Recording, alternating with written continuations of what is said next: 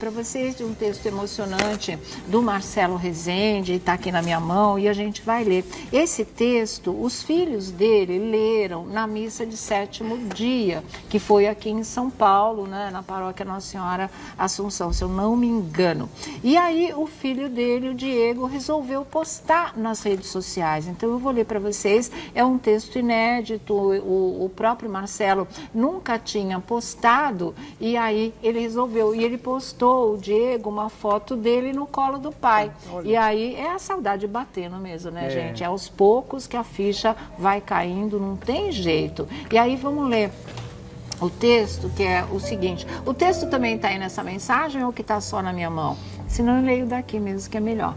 Texto inédito do meu pai, Marcelo Rezende, que lemos com as minhas irmãs na missa de 7º dia. E o texto é o seguinte, gente. Quando pequeno, isso é o Marcelo falando, aí ele começa a recordar a vida dele, o Marcelo Rezende. E o texto diz assim: quando pequeno, meu sonho era comer a comida do avião. Morávamos, meus pais e meu irmão de criação, numa escola do antigo SAM, Serviço de Assistência ao Menor, a FEBEM da época. Meu pai Jaures conseguira um emprego, finalmente, e nós ganhamos o direito de ocupar uma pequena casa dentro da escola Granja, um reformatório para meninos endiabrados na Ilha do Governador, no Rio de Janeiro. Eu, incluído nessa leva, ele era endiabrado mesmo. A escola ficava às margens do Aeroporto Internacional do Galeão, hoje é Aeroporto Tom Jobim.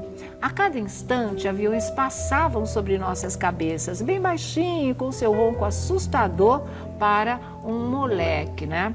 Vamos ver se tem o restante do texto. Um moleque de 6, 7 anos. Minha mãe, Áurea, por coincidência, trabalhava como funcionária administrativa da aeronáutica em outro aeroporto, o até hoje Santos Dumont, no centro do Rio. Eu perguntava: mãe, no avião se come? O que come lá? E a minha mãe não sabia responder, jamais subira num avião. Não havia dinheiro para isso, inventava histórias, até que um dia ela me trouxe uma bandeja com a comida de avião.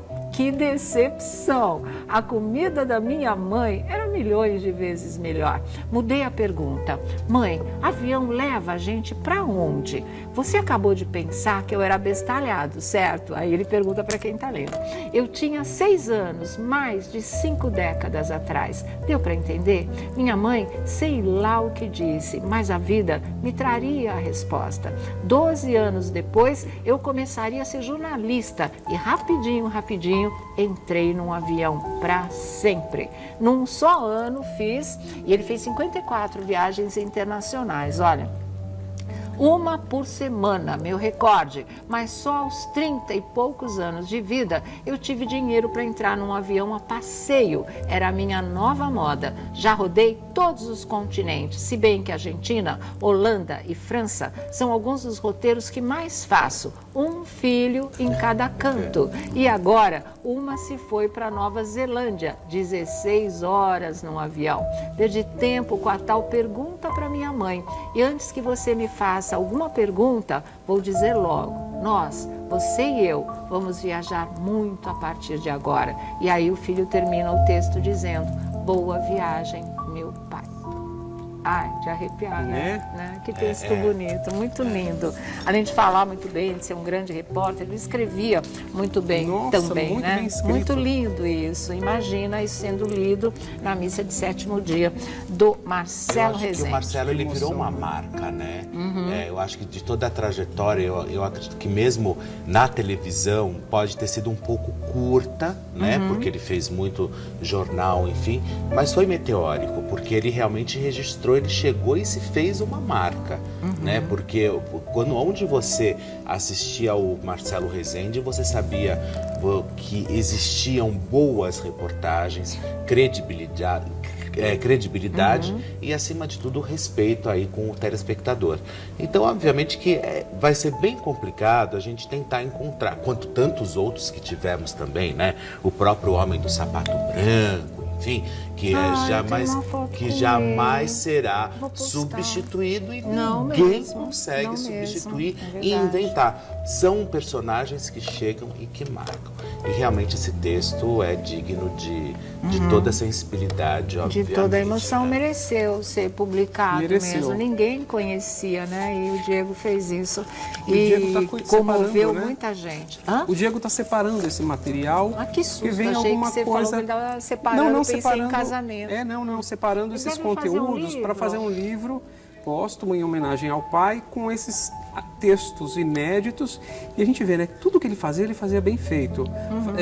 Foi um excelente repórter esportivo, foi um excelente repórter policial, foi um excelente apresentador e um grandiosíssimo escritor. Você lê o texto e você você já está pensando na viagem, né? Você consegue imaginar, né, o avião passando, raciocínio. Ele era muito bom e jamais eu acredito que o Marcelo, eu acho que de onde ele esteja, eu acredito que ele está admirado aí por todas essas homenagens que são feitas por ele, enfim. Olha, a nossa reportagem esteve na missa aqui em São Paulo, que foi a missa oficial de 7º dia dele, a qual os filhos compareceram, e a gente tem o trecho exatamente em que eles leem, né? Nós não fizemos o texto inteiro, mas tem um momento deles lendo esse texto lindo do pai, esse texto lindo do Marcelo Rezende, e já a gente vai mostrar isso para vocês, tá? E essa ideia do livro é muito boa. A Lula Lacerda também pretende lançar um livro falando sobre a história deles, né? E a dos filhos é uma história de uma vida inteira. Já a gente mostra aí para vocês um trecho da leitura dos filhos da carta de Marcelo Rezende. Queremos compartilhar uma história, mais uma história do nosso pai, que a gente contou ontem de madrugada, falando sobre ele, o santo computador dele. E é uma história de um sonho de criança que ele tinha e o sonho de uma grande viagem. Quando pequeno, meu sonho era comer a comida do avião. Morávamos, meus pais e meu irmão de criação, numa escola do Antigo Santo, serviço de assistência ao menor, a FEBEM da época. Meu pai Jaules conseguia um emprego, finalmente. E nós ganhamos o direito de ocupar uma pequena casa dentro da escola grande, um reformatório para meninos endiabrados na Ilha do Governador, no Rio de Janeiro. Eu incluído nessa época. A escola ficava às margens do Aeroporto Internacional do Galeão, hoje Aeroporto Tom Jobim. A cada instante, aviões passavam sobre nossas cabeças, bem baixinho e com seu ronco assustador para um moleque de 6, 7 anos. Minha mãe Áurea, por coincidência, trabalhava como funcionária administrativa da Aeronáutica em outro aeroporto, o até hoje Santos Dumont, no centro do Rio. Eu perguntava: mãe, no avião se come? O que come lá? Minha mãe não sabia responder, jamais subira no avião. Não havia dinheiro para isso. E inventava histórias. Até que um dia ela me trouxe uma bandeja com comida de avião. Que decepção! A comida de minha mãe era milhões de vezes melhor. Mudei a pergunta: mãe, avião leva a gente pra onde? Você acabou de pensar que eu era abestalhado, certo? Eu tinha 6 anos, mais de 5 décadas atrás. Deu pra entender? Minha mãe sei lá o que disse, mas a vida me traria a resposta. 2 anos depois eu começaria a ser jornalista. E rapidinho, entrei no avião. Pra sempre. Num só ano fiz 54 viagens internacionais. Uma por semana. Meu recorde. Mas só aos 30 e poucos anos de vida tive dinheiro para entrar num avião a passeio. Era minha nova mãe.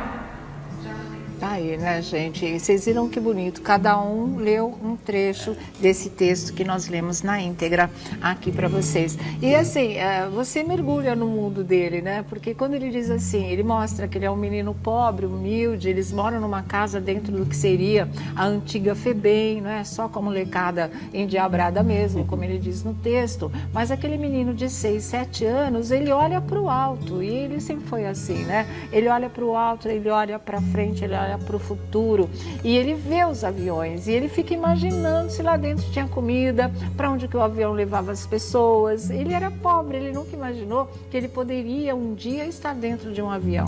Ele não só esteve, como ele fez num ano 54 viagens e viajou a vida dele inteira. É assim que ele justifica também um filho em cada canto, né? Que ele fala.